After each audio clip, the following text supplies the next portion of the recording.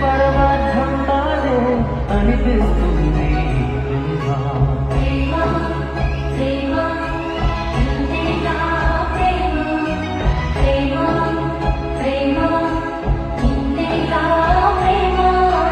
ఇంతకు ముందర ఎందరితో